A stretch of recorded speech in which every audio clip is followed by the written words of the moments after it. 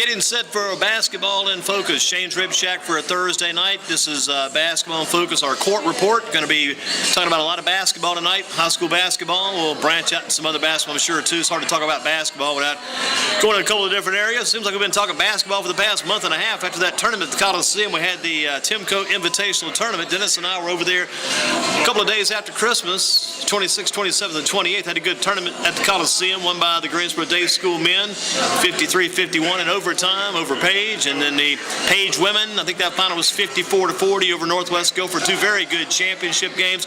Real good tournament at the Coliseum. And like I say, we talked a lot about that. Still feel like we're almost on that same page as we get set for the after Christmas basketball. And really, you look at the schedules, for the most part, some teams are about halfway through the entire year already.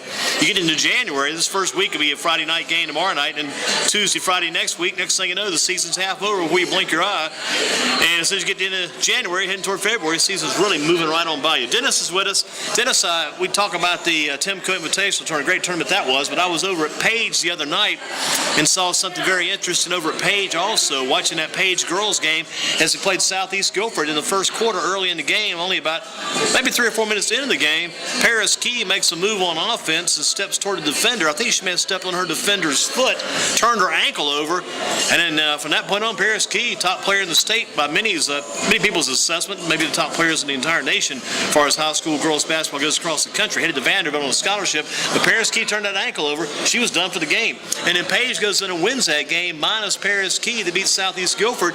Talking about that a lot yesterday after the game on Tuesday. Talking about that a lot on Wednesday. I was telling a few people, so if I were Coach Sean Newton of Southeast Guilford, and you tell me before the game I'm going to get a chance to go against your Page team minus Paris Key for like 29 minutes, and I'm still going to lose, I'm going to be telling you, what in the heck, what happened? You know, I got to be able to beat them without Paris Key. That's an open door advantage right there with Paris down. She had some ice on the ankle. It was bothering her. They taped it up, tried to tape that tape around, get that ankle back in shape. She tried to go then, couldn't go, and to put the ice back on the ankle, but she was gone for pretty much the entire game, and Page still got the win. That was big. Yeah, you're right. That is huge to win without Paris Key, and it's amazing. But I looked at Page from the standpoint of the Timco. They came in with so much rhythm, and when they won that, Paris was very effective, but you can see the other girls coming along gelling, because after they lost to the home school and some embarrassing losses, I think they pride. I'll tell you one they really stepped up and came up from that night too. This Campbell Cargo, the freshman, Bailey Cargo's sister, had 21 that night. She has become more and more confident. She keeps taking her shot, and for the most part, she's hitting the shot. Right, and that's the thing that is needed, because you never know when Paris Key is something like that's going to happen, and you have your other girls to rely on. Coach Debbie Jones and I talked about that at the Coliseum when we had our Timco standings. When they revealed the standings, I said, Paris, because it was doubtful at that time, and she said that she think her team is ready to, they understand what it is to play without Paris. You don't want to play without her, but you still have to go on. Yeah, you got to get some help, and I got some help that night from Campbell Cargo had 21, Emily Casper had 13. I was watching Tiana Sherman. She was at that night too. She's a junior. I've always thought she was in the same grade with Paris. But she's a junior, pretty tall player. First part of the game, Sherman could not hit the right. She could hit the basket, but couldn't get a bucket to go in. I mean, she just couldn't get a break. Had a lot of open shots, had a lot of good looks. Ball just wouldn't go down. She kind of stayed with the play and stayed with it, and finally got some shots to go in. But I think the patience of Page finally worked out for them, and Southeast missed some wide open shots on the right side, a couple wide open layups they should have hit. They could never get what you were telling me. Southeast could never get their rhythm at night, couldn't get that routine going, couldn't get in that groove at night. If they would have gotten a groove, I think Southeast might have been a motor. If they would have ever got a decent lead, got ahead of Page, I think they could have won that game maybe by 10 or 15 points. They just never found themselves that night, and Page stayed in it and stayed with it and got ahead, got the win. That was a huge win for Page to beat the other team without Key in the lineup. I mean, sometimes I don't think people even realize how much Paris Key means to that team.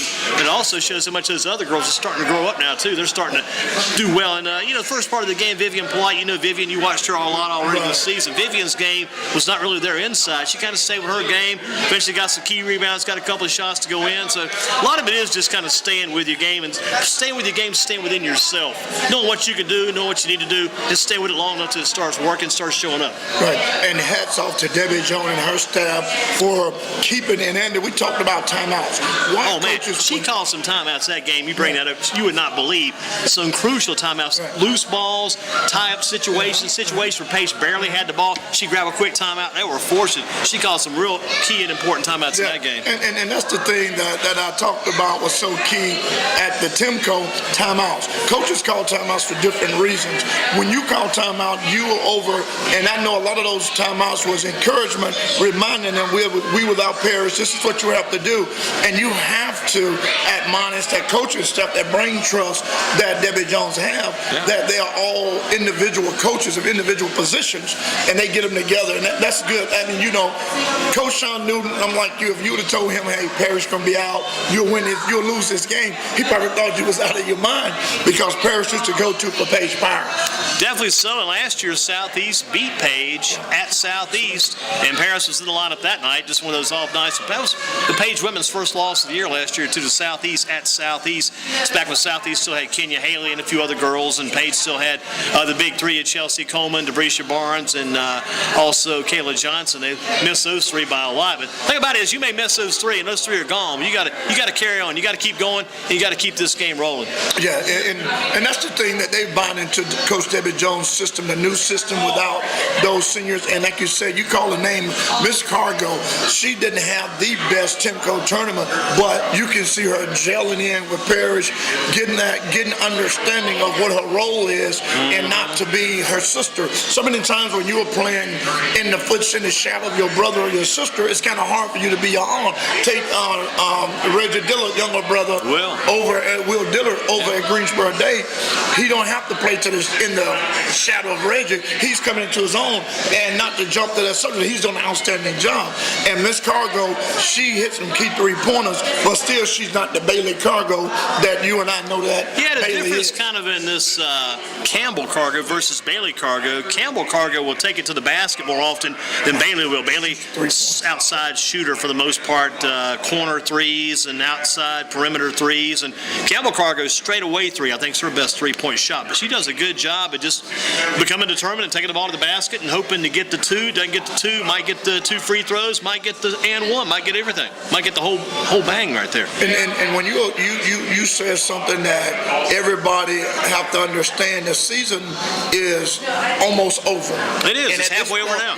And at this point of the season, you're gonna have to step your game up because Metro Conference is coming.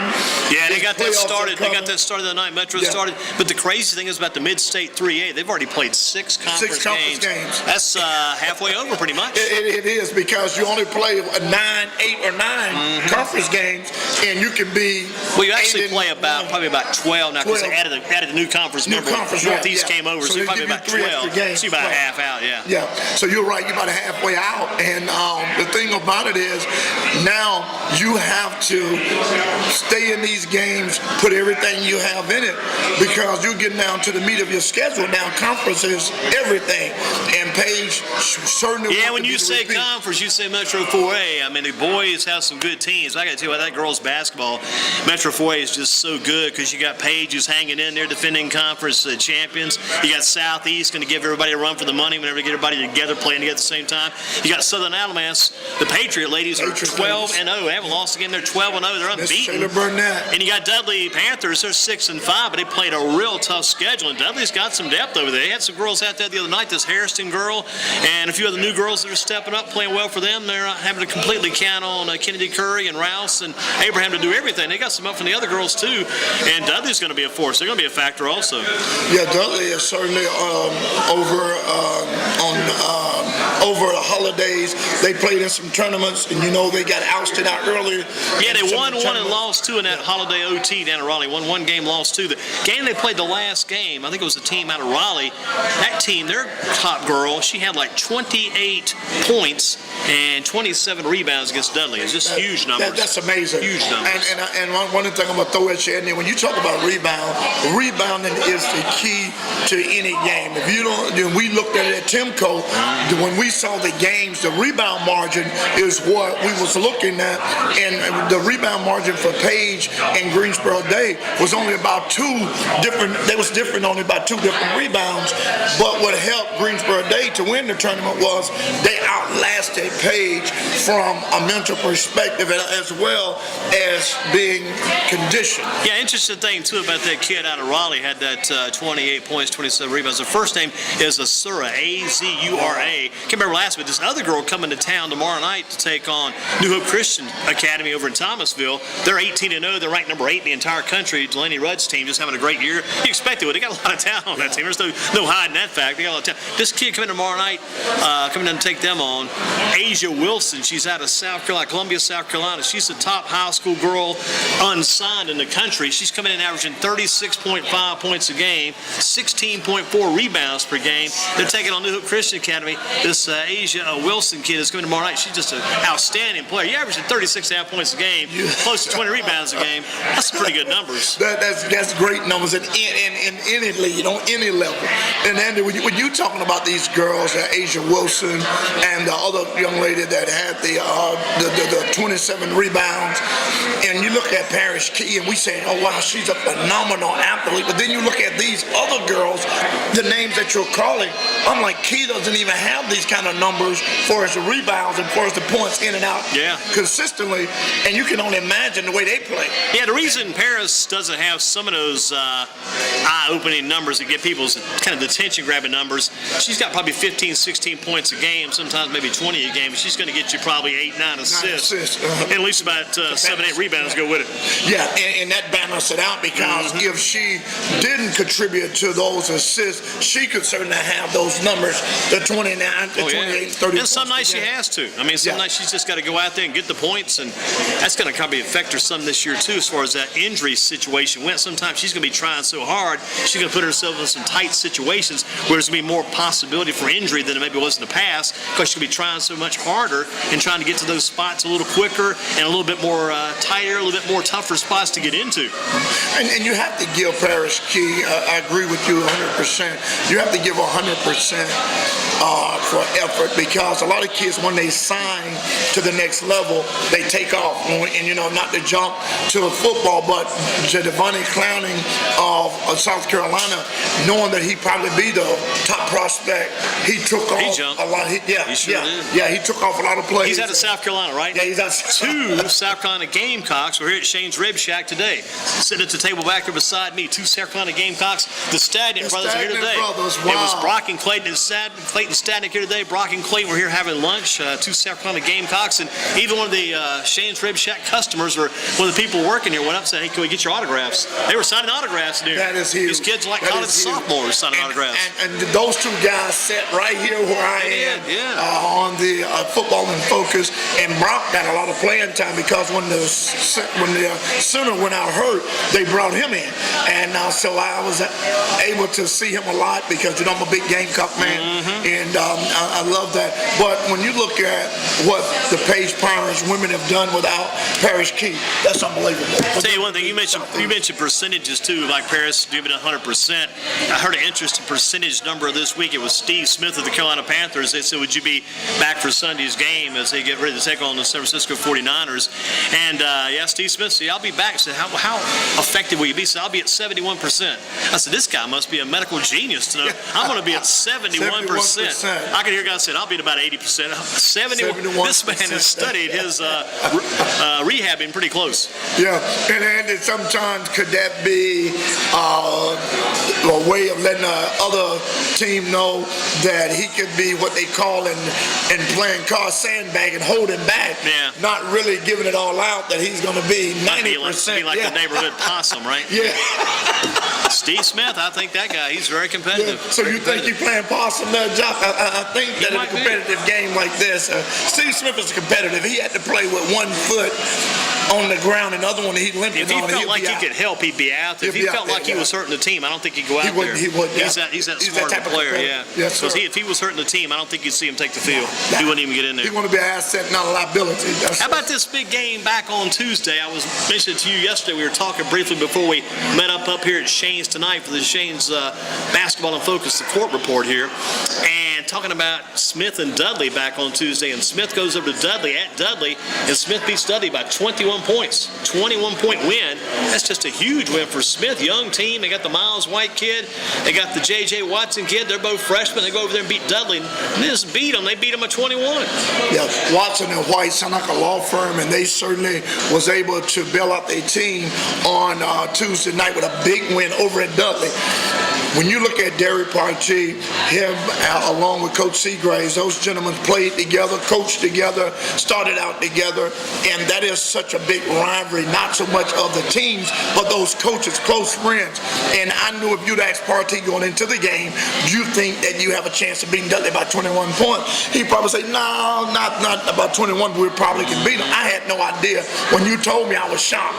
And I know that you were shocked as well, because I didn't think Smith had that count. Smith had a great team, but I thought Dudley, with the guys in football coming back, and they just won a big game, I thought Dudley had a chance. They just beat Auburn Andrews back on Saturday night. The strange thing was, really blew my mind, and still got me thinking about this, studying all the names, all the basketball. Dudley's top scorer back on Saturday night was the Hooker kid, Hendon Hooker. But then Tuesday night, they're led by a kid I'd never even heard of, Mac McLean, new kid McLean. I'd never even heard of this guy. I thought he had like 14 points. Where did he come from? His name wasn't even mentioned Saturday night. Here he's the leading scorer on Tuesday night with 14, but to still lose by 21. I'm thinking, well, if he got his 14, said Hooker and the other guys got theirs, could have some pretty good balance. Nobody else helped out much, so it's just about that guy about it. When you say McLean at Dudley, you know the first name popped in my mind, Big Albert McLean. Maybe the gentleman was related to Albert. Maybe. And the thing that you look at with Dudley, once those guys from football came back, you had Yao Show, that was a great receiver for Dudley. And you know what, though, they may be missing a little bit of. They may be missing a little bit of Mosley. There's a possibility Mosley may be not in there, and then there's some other guys maybe not playing. I was thinking about Mosley today, how much Mosley would help if he was in there, and maybe not a ton initially, but as time went on, just being the good athlete he is, he probably would have been a big help to that team. Yeah, he certainly would have, because Mosley's a great athlete. We seen him last year when Sam was out. He'd come in and he could run the point. Man. And then when you look at Khalil Vance, he did outstanding in football, defensive end. Now he's back on the basketball court. The transition is hard. And the crazy thing is, you mentioned Sam, how interesting it is to think back, what they had last year. Dudley, they made it to the regionals last year at the Coliseum. They were in a regional round, chance maybe to go to the state finals. And what was making it happen for them last year, maybe wouldn't happen this year. Thinking about that, well, Manuel Mosley, he's going to miss him a little bit. But gosh, you think about how important Sam Hunt was to that team. He's almost like the Paris Key kind of guy. Well, the men's team, being Sam Hunt for the Dudley boys or men, I mean, how big he was. That Sam would go out sometimes, have like a 30-point game, 35-point game, especially when they got late in the year. They had to have him. I mean, they haven't got that blow it out type score yet this year. Don't know who he's going to be. Yeah, and when you don't have that go-to guy on this level of basketball, it's kind of hard for you to be able to replicate what you done last year. It's going to be hard. It's going to be absolutely impossible over at Dudley.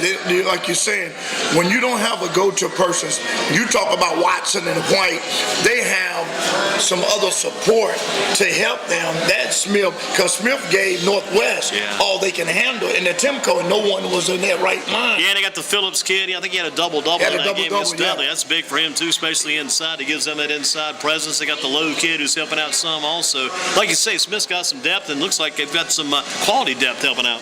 And you said that Smith may be able to give Page a little more competition. That might be the team that gives. That might be the team that gives Page some competition in the conference this year. Because you look at the rest of the conference, Grimsley is going to be going against Page. You're probably talking about a 25, 30-point game. That's what we saw last time out.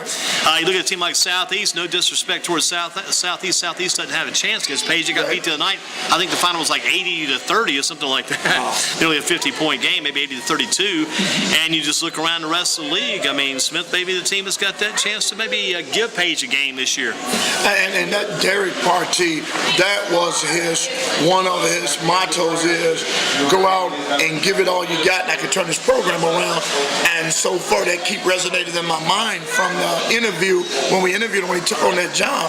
He said that's what he wanted to turn around this program, and he wanted to do it in a record number of games. Yeah. And last year he had a great season. So this year, Smith had been in some ball games, as you told me. Smith had not been blown out. They're like 7-6. That's not bad at all. That's not bad at all. Above 500 is not bad at all heading into the Floyd Metro Conference play. And you go in and you beat Dudley at Dudley, that's got to give Smith boys a lot of of bragging rights now, and then give them a lot of energy to go and take the next challenger down. How about that big game the other night, Tuesday, when High Point Christian comes to Greensboro Day School? High Point Christian at one time in the first half was up about 15 points, and Day School won that game pretty much going away. It was a 3-point difference on the scoreboard, but Day School had about a 10-point lead with about a minute or so to go, and Day School allowed High Point Christian to get off some shots, some long ones. They didn't want to foul anybody, hit some threes toward the end. That was just a big game that night, though, for Greensboro Day to beat High Point Christian. Beat them early in the season. I know they're glad to get that game out of the way and get it done. Yeah, you're exactly right. And the thing about Greensboro Day, once they get a team like High Point Christian, and if they was playing down, people don't understand. Greensboro Day is not the same Greensboro Day they have been in the past. But it's amazing what Freddie Johnson can put together.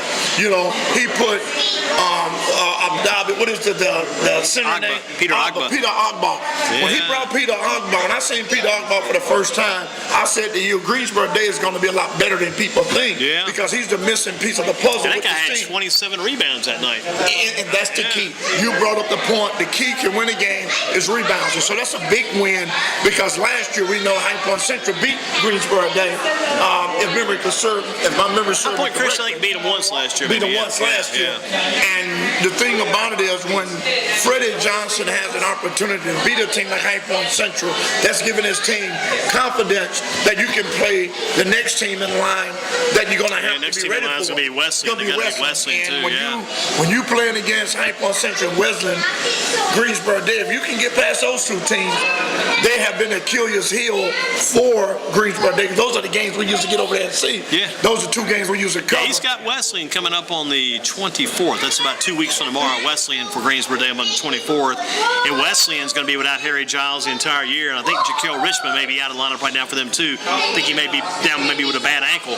So he's kind of making his things happen there right now also. So he's down a little bit, Jaquel Richmond, and you kind of look over toward the other way toward Giles. Giles out with the ACL, MCL for the year. And you look at Giles. Giles is ranked ESPN in the top 10 of the nation in recruit. And when you look at Harry Giles, when Giles is out, and then Richmond was a product of Dudley, you know he can take that ball up and down the court and a record number. Yeah, but you know they're definitely a different team without him too. Totally different team without him. That kind of throws their guard play off quite a bit. And when you have any injuries now, plague guys. When you and I was coming up, you didn't have injuries like we have now. You know, You know, when you and I was coming up, you twist ankle, you wrap it up, you get in the ice, and you get back out, then you're ready to play. But now these guys, they're out because they're looking at their future beyond.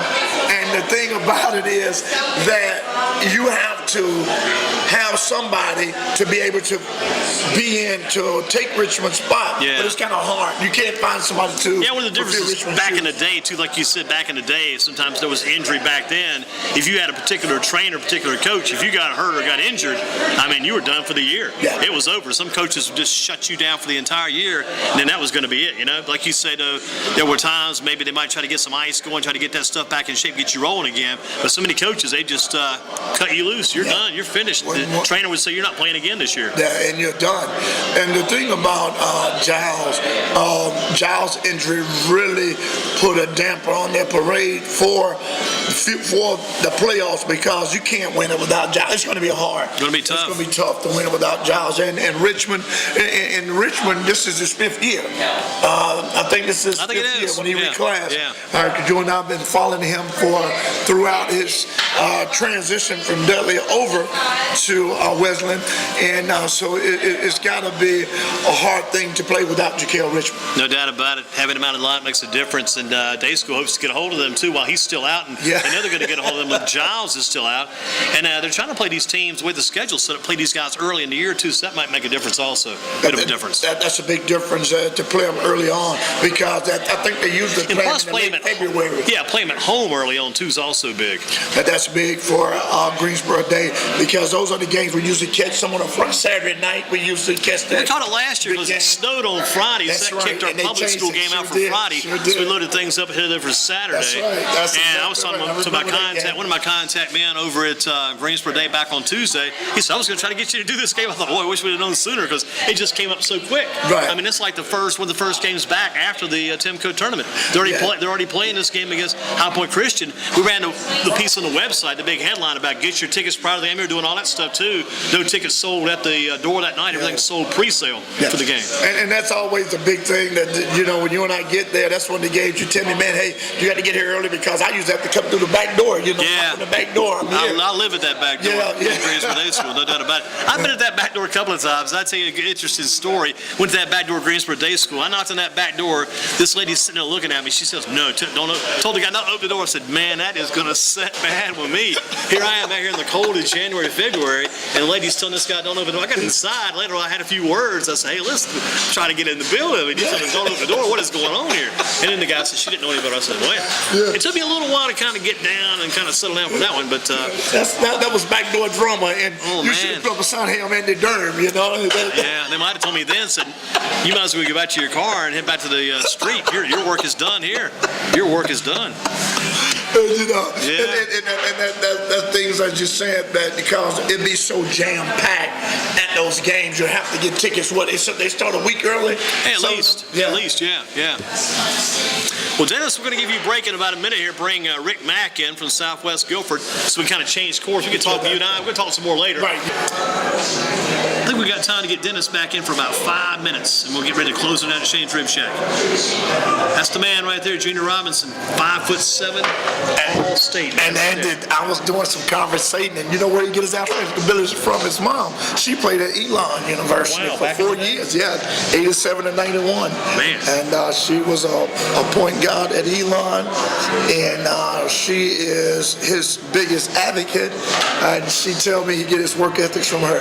I tell you what, he's a heck of a little ball player, that's for sure. 5'7", All-State, Player of the Year in the conference last year, team leader. He's averaging 20 points a game since he was a freshman, going for 2,000 points in his career too. That's amazing. And when you look at, as you said, his height, 5'7", that take me back to my nephew living down there with that size. And going to St. Mary, is that what?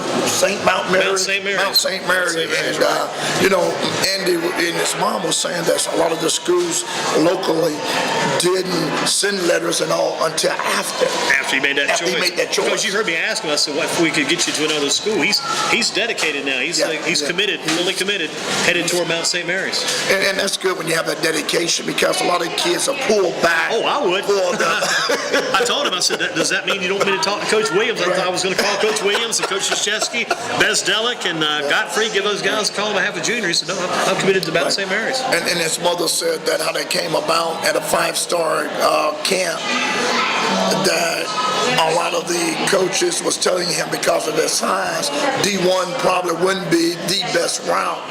And so that can kill a kid's dream. Oh, yeah. But his mom kept him focused and said that you'll work your salt, you can go anywhere. He's got blood, too. James Owen Curry's his cousin. His cousin, James Owen Curry. James Owen Curry. James Owen Curry had a great career ahead, but a few mistakes. Young kids make mistakes. But he hung in there and persevered and moved on. I'll tell you some good stuff though with Junior Robinson. Had Ben Ferguson, had Robinson and Ferguson, and also had Rick Mack tonight. Good basketball. Yeah, we had the small guys and the big guys. Yeah, man. Yeah, good to see Junior, 5'7", such a small little dude, but very smart, very basketball savvy, got the basketball mindset. And then let me ask you a question. You always say to give you 10 guys that you can beat anybody, and say, would Junior Robinson be one of those guys? Would you put Robinson on that top 10 team? With what I knew before I came here tonight, I would not. With what I know now, what you know now? Man, what I know now, I've learned a lot about Junior Robinson. I would have him on there. He'll be on there right away. Now, I could take Junior and Ben both. I could take Rick. Rick would be on. Rick Mack would be on there for defense. Ben would be on there for the 3-point shooting. That guy can nail the outside shots. Ben Ferguson kills it. Yeah, and you're right.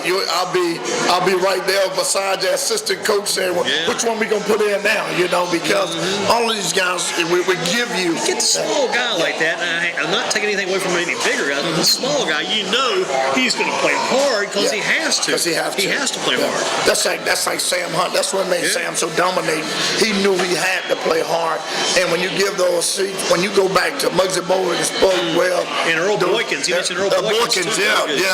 Those guys was the guys that made a way for the smaller guys to transcend into the next level to be outstanding. And short guys, as you said, they have the heart, they have the intent, they have the hustle, they have the smarts.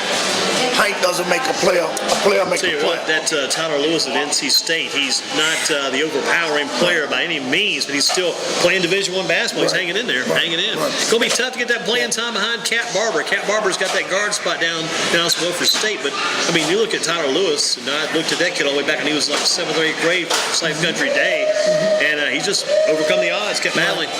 And when you look at another sport, when you look at Russell Wilson, you'll never play quarterback. Go to baseball, and look what happened. Russell Wilson now is one of the highest rated passing quarterbacks in the NFL. Sure is. And his height, he's overcome it and move forward. It was like they talked about Terrell Leach out of Southwest Guilford. I mean, the guy can, as far as 500 bench 290. I'm thinking, man alive, how does a guy like that get that strong?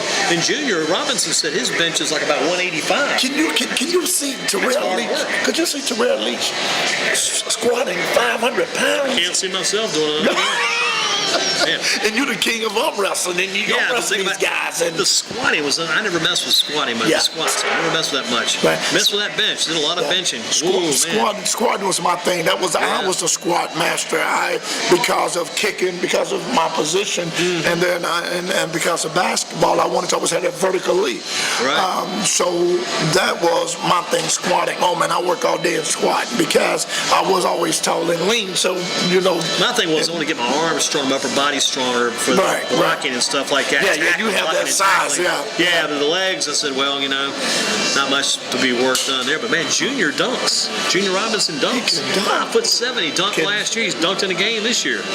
Wow. He dunks.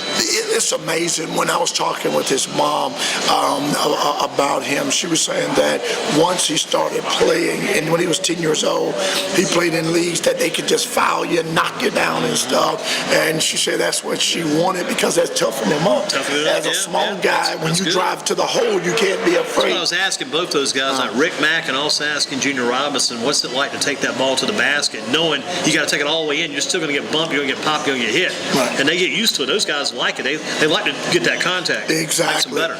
Exactly. And I heard Rick Mack saying, and one, I was talking with Miss Robinson, and she was talking about what you and I always believe in about the style of the girls' game, the fundamental. She said she never let him watch boys, men, college basketball. He always watched the girls. And it was the funniest thing when he go to school. Did you see UNC beating us? He said, no, my mama had me watching the girls because she wanted him to be fundamental sound. They play harder and they play more like it's a slower pace, but it's more fundamental sound. And she, it's like I asked Junior, I said, I got Junior Robinson here, I got Shaylin Burnett here. Who's going to win that matchup? Right. He knew who Shaylin Burnett was. He knows his mom was talking about it. He mentioned a good matchup tonight, too, down in Alamance County. You've got Southern Alamance, who's 12-0, versus Burlington Williams. And I think the Williams women are about 11-0.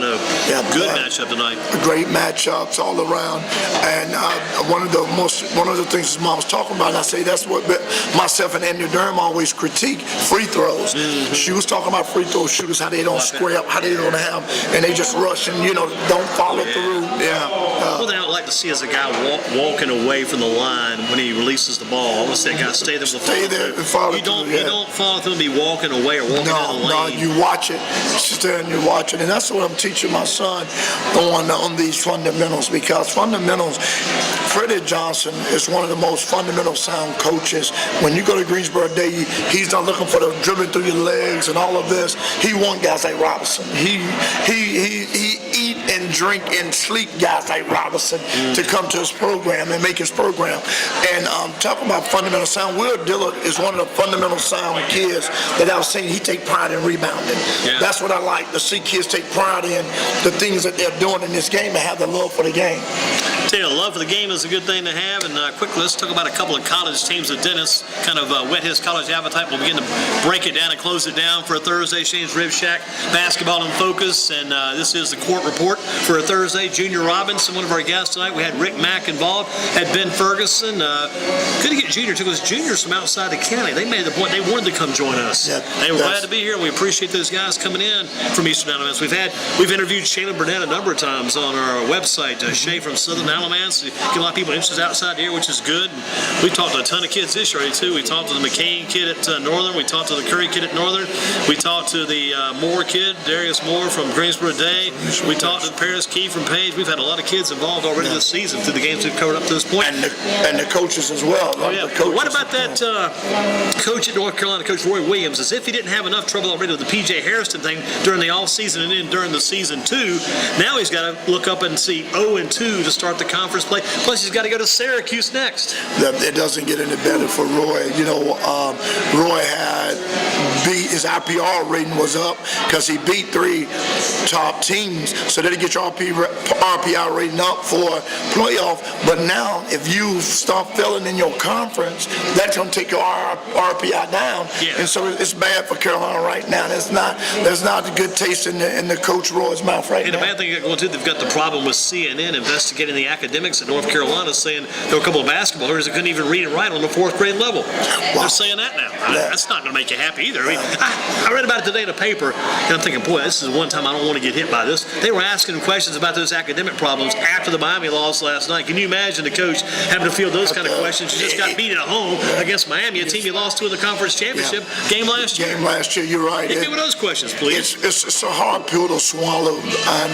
Roy Williams is a guy of good character, and Carolina program is certainly under a lot of scrutiny due to a lot of things. And to be 0-2 in the conference, you know, is bad enough. You lose against Belmont, you know, the teams early on, but then you beat 3 top teams to cover that up, and everybody's like, well, these guys can play. And Michael McAdoo is not playing the style or to the potential that everybody knows. He's not the franchise player, that's for sure. No. You asked that question a while back to some of the Northern football players. Mm-hmm. You know, that was one of your questions of the night. Who was the franchise of the football of the program? Face of the program. Yeah. McAdoo was supposed to be that this year too. And they've gotten some good surplus out of Marcus Page at 2 guard with the Nate Britt at point guard. That's worked out pretty good. But the inside game with McAdoo's just not been what they needed to make this season click, make it work. Right. And can we see another Jay Devontae Clowney on the horizon within McAdoo, knowing that you're trying to save your stock, but your stock is decreasing for the NBA because your lack of play. So you've got to get in there and show these guys that, hey, I could be a top 5 draft. Look what happened to Clowney when he started going down with his football problems on the field. He started getting speeding tickets off the field. He started going 100 miles per hour on the roads and 10 on the field. 10 on the field, that's right. Slowed down way down. They put him over for driving too slow on the field, driving too fast on the highway. No doubt about that. What about you look at a team like Duke, who got a win last night or the night before against Georgia Tech, but they got beat at Notre Dame. And NC State, after Duke loses 79-77 at Notre Dame, NC State goes to Notre Dame and beats Notre Dame 77. So you think maybe Notre Dame was still living off that Duke win? Yeah, they lost to State. Right. Those wins have to be short-lived. You know, you live those for the moment and you prepare. With the ACC, with all of these new teams coming in. What about Wake Forest? They get a nice win on Sunday night. I mean, this has been a crazy week for at home. Yeah. At home against North Carolina. Beat them Sunday night. They beat them Sunday night over at the LJVM. Beat them there. Wake Forest beat Carolina there. Then Wake Forest goes to Charlottesville, gets beat by 20-some by Virginia. Now they got to turn around and go to Pittsburgh next, and Pittsburgh is one of the new teams in the ACC. And Pittsburgh and Syracuse might be the 2 top teams in the league. I mean, you got to put Duke in there somewhere, but Syracuse and Pittsburgh are among the 2 tops in the entire league in the entire country. Yeah, let me say this. When you have a small neighborhood and that neighborhood begin to grow, a lot of the things in the old neighborhood, new people come in, so the ACC have a lot of new neighbors. The old neighbors, it's not going to be the rivalry of the old neighbors anymore. Now other people are coming in and say, hey, we're on this block too. All of those teams is coming in the ACC now, new neighbors in the ACC. So the Duke fans and Carolina fans, we can forget it. We can as long live now. We have new neighbors. We got to embrace it because the ACC is not about Duke and Carolina. It used to be Duke and anymore. Carolina. Duke and Carolina. That's it. And now Tobacco Road is not Tobacco Road anymore. Tobacco Road now is almost used to be road because of all of the things people are saying about the Greensboro Coliseum, the state fans, your fans, and it's a lot of things that changed in the ACC. It's gotten a lot different. It is. Really cooled off. It's almost like the solar vortex tunnel now. That's what it's been like here with our teams in the ACC. Because we certainly had that vortex to come through that Arctic air. And the thing you look at now with the new neighbors, when the new neighbors come in, you've got to share the community with them. Yeah, you try to sell your house now, you can't put that high price in a house. It's not that high price anymore. Exactly. You've got to bring that price down. The value has decreased. That's exactly right, because the new neighbors have now just what you have to offer. And they've got something like you got. If some of them have something better than what you have. A little bit better than what you have. Yeah, Syracuse especially being unbeaten. Yeah, with Boeheim being the veteran coach, being one of the elder statesmen. It's going to be a wild game with North Carolina and Syracuse this weekend. It'll be a wild game. And I'm wondering, can Roy pull out the rabbit out the hat like he's done the last three against the other three top teams that he's beat? So he's beaten the tougher teams somewhat more than he beat in the past. Teams like Belmont and Company. That is so true. Very good point. Well, that's Duke, that's UNC, that's Wake Forest, NC State. Tomorrow night we're going to be doing Ragsdale taking on Northwest at Ragsdale because both teams pretty close going in, men and women. Looking forward to those games. I'm looking forward to it, ready for it to go into the new gym. I had not had the opportunity to go into the new facilities of Ragsdale and to Northwest. We saw them in the Timco, finished third in the Timco tournament. They coming in. Northwest have a great young team. The football team for Northwest, they've guys had now traded in the cleats for the basketball sneakers and doing an outstanding job over at Northwest. Yep, and again, that's the big one tomorrow night. Some other big games in the area too. We'll be tracking those at GreensboroSports.com. Keep it in the hands of our score desk with Don Moore. He'll be running that for us on Friday night. Shane's Rib Shack for a Thursday. Basketball in Focus, the court report. Going to close that for this evening. Got a big night at Shane's. Good things going on, right? All things are good at Shane's. We just got the thumbs up. Things are going well at Shane's. They've got the ribs. They've got the chicken of all types, chicken tenders. They've got the chicken salad. They've got every kind of chicken you can imagine at Shane's Rib Shack. They've got the barbecue, which is also good. Gotta love that barbecue. Yeah. Gotta love that stew. I bet the stew has gone crazy with the solar vortex. That's probably made that stew go out of sight. Stew is the high seller now. Everybody, it's hot. It's so hot.